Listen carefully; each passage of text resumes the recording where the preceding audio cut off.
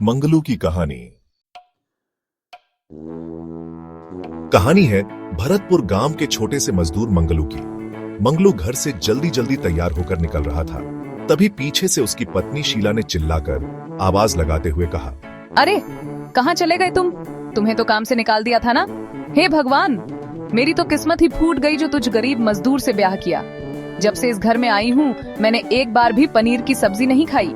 तुम चिंता ना करो शीला, आज 50 मजदूरों को 12 बजे से पहले फैक्ट्री पर बुलाया गया है। जो भी पहले आएगा उसे काम पर रख लिया जाएगा। मुझे भी जल्द से जल्द वहां पहुंचना होगा। अगर मुझे काम मिल गया तो आज रात पनीर ही बनाना। अरे कहाँ चले गए तुम? तुम्हें तो काम से निकाल दिया था ना। हे भगवान, मेरी तो किस्मत ही फूट गई जो तुझ गरीब मजदूर से ब्याह किया। जब से इस घर में आई हूँ मैंने एक बार भी पनीर की सब्जी नहीं खाई। तुम चिंता ना करो शीला, आज 50 मजदूरों को 12 बजे से पहले फैक्ट्री पर बुलाया गया है। जो भी पहले आएगा उसे काम पर रख लिया जाएगा। मुझे भी जल्द से जल्द वहां पहुंचना होगा। अगर मुझे काम मिल गया तो आज रात पनीर ही बनाना। मंगलू ये कहकर निकल गया, लेकिन उसकी पत्नी शीला उसे कोसती रह गई। रास्ते में मंगलू ने देखा कि गांव के चौराहे पर एक बच्चा एक कोने में बैठा हुआ वहां से आ रहे लोगों को देख रहा है। कोई उस बच्चे के पास रुक क्यों नहीं रहा है? ओह हाँ, सबको तो जल्द से जल्द फैक्ट्री पहुंचना होगा, पर वो बच्चा मुझे इस गांव का नहीं लग रहा। ना जाने कौन है, पर दिखने में तो अच्छे घर का लग रहा है। लेकिन इसे अकेले छोड़कर मैं जा भी तो नहीं सकता। बेटा, आप कौन हो तुम और यहाँ क्या कर रहे हो? आपका कौन? मैं मंगलू, तुम कौन? गणेश। अरे ये तो बप्पा का नाम है। तुम हो कौन? इस गांव के नहीं लगते। मैं भूत हूँ। पर इतने प्यारे भूत नहीं होते बबुआ। पर मैं तो हूँ। तुम कौन हो? मैं मंगलू, तुम कौन हो? मैं गणेश हूँ। अरे नाम नहीं पूछा। मंगलू ने बेहद सोच समझकर पूछा, क्योंकि अपने माता पिता से अलग होने के बावजूद वो रो नहीं रहा था। मंगलू को वो बच्चा बड़ा प्यारा लग रहा था और बातों से शरारती भी। तुम्हारे माता पिता कहाँ हैं? अपने घर पर होंगे। उनके साथ घर पर क्यों नहीं हो? क्योंकि मैं उनसे नाराज हूँ। अच्छा, पर क्यों? वो मुझे बहुत डांटते हैं, इसलिए। तो क्या वो तुम्हें लेने आएंगे? हाँ, लग रहा है। मंगलू उसकी बात सुनकर एक बार फिर से हंसने लगा और सोचता है, ये बच्चा तो बड़ा शैतान लगता है।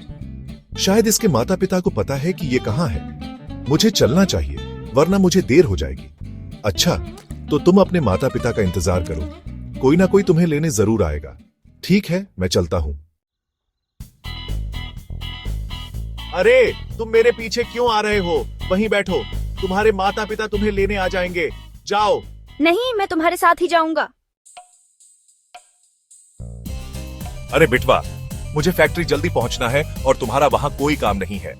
नहीं नहीं, मुझे तुम्हारे साथ जाना है। गणेश दौड़कर उसके पीछे आने लगा। तभी एक पत्थर से टक्कर खाकर वो नीचे गिर गया, जिससे उसकी चीख निकल गई। गिर गए ना? क्यों पीछा कर रहे हो मेरा बिटुआ? वहां बैठ क्यों नहीं जाते? मुझे तुम्हारे साथ आना है।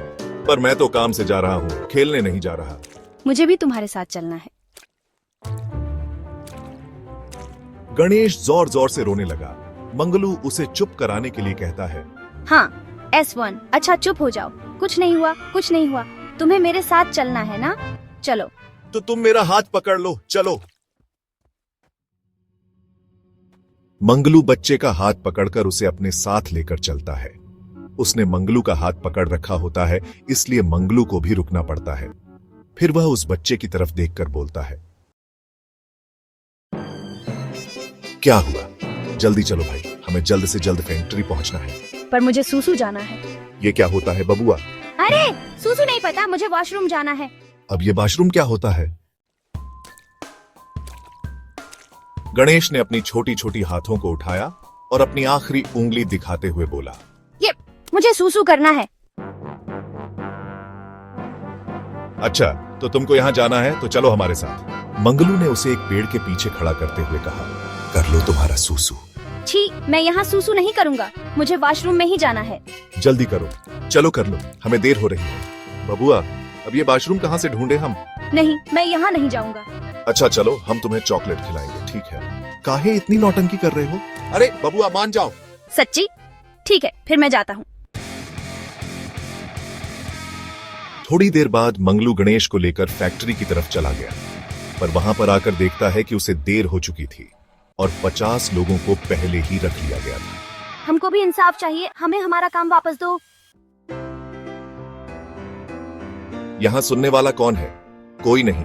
ऐसे माहौल में झगड़े जल्दी होते हैं, इसलिए मुझे गणेश को जल्दी से यहां से लेकर जाना होगा। गणेश का हाथ कसकर पकड़ वह वहां से जाने लगा, पर इससे पहले ही वहां पर हाथापाई शुरू हो गई। मंगलू ने उस बच्चे को अपने सीने से लगा लिया और उसे लेकर जैसे तैसे वहां से निकल गया। समझ में नहीं आ रहा कि अब इस बच्चे का क्या करूं। मैं इस बच्चे को अकेले नहीं छोड़ना चाहता, पर अब इस बच्चे के साथ मुसीबत तो बढ़ती ही जा रही है। इस बच्चे की वजह से मैं देर से पहुंचा, और अब अगर इसे कुछ हो गया तो इल्जाम मुझ पर ही आएगा। भूख लगी है? हाँ। तुम यहीं बैठो, मैं तुम्हारे लिए कुछ खाने को लेकर आता हूं। Nods in agreement. गणेश ने हाँ में जवाब दिया। मंगलू ने उसे एक जगह बैठाकर वहां से चला गया। तुम ये खाओ, मैं अभी आया। अरे, मैं एक मासूम बच्चे को अकेले छोड़ आया। भला फैक्ट्री में चल रहे झगड़ों में उसका क्या कसूर? वह तो खुद मां बाप से बिछड़ा हुआ है बेचारा।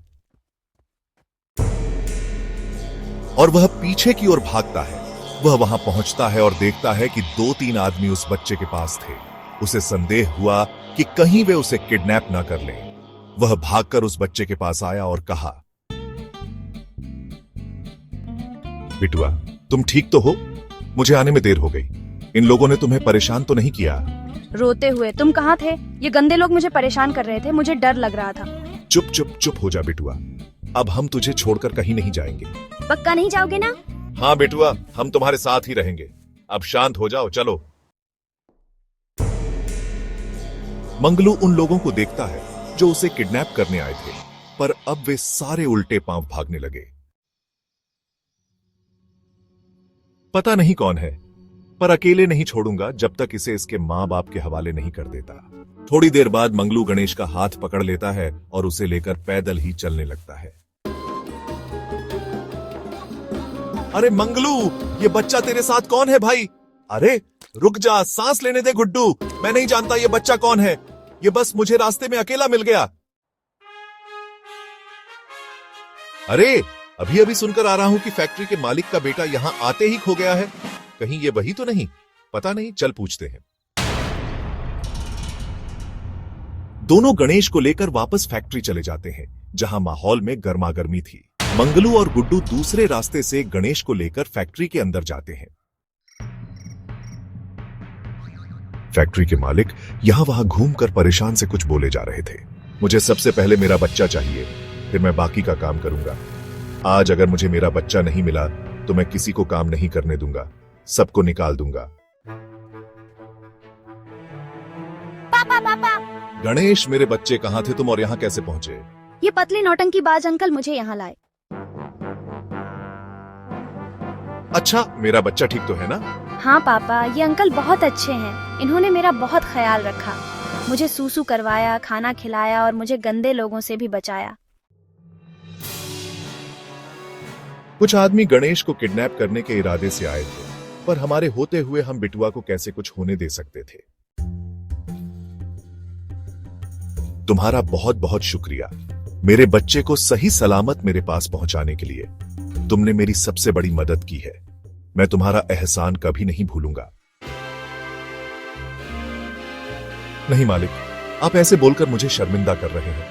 ये तो मेरा फर्ज था, आखिर आपका नमक खाया है। मालिक, मैं भी पहले आपकी फैक्ट्री में काम करता था, पर आज जब सबको वापस काम मिलने वाला था तो मैं देर से पहुंचा। कर भला तो हो भला, तुमने मेरे बच्चे को सही सलामत मुझ तक पहुंचा दिया। इसका एहसान तो मैं नहीं चुका सकता, पर तुम्हें तुम्हारा काम लौटा सकता हूं। हे भगवान, किसी ने सच ही कहा है, किसी का भला करोगे तो आपका भी भला होगा। मैंने बच्चे की मदद की, असल में तो मैं अपनी ही मदद कर रहा था। घर वापस लौटते हुए मैंने रास्ते में पनीर और मिठाई खरीद ली।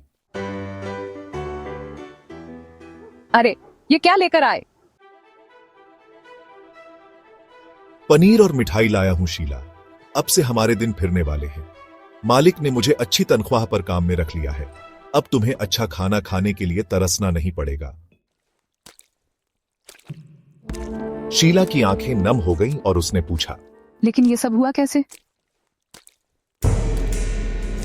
मंगलू ने पूरा किस्सा सुनाया। तब शीला मुस्कुराते हुए कहती है, कर भला तो हो भला। दोस्तों, ये हिंदी कहानी आपको कैसी लगी नीचे कमेंट में हमें जरूर बताइएगा। अगर हमरे चैनल पर लाइक कराओ कि सब्सक्राइब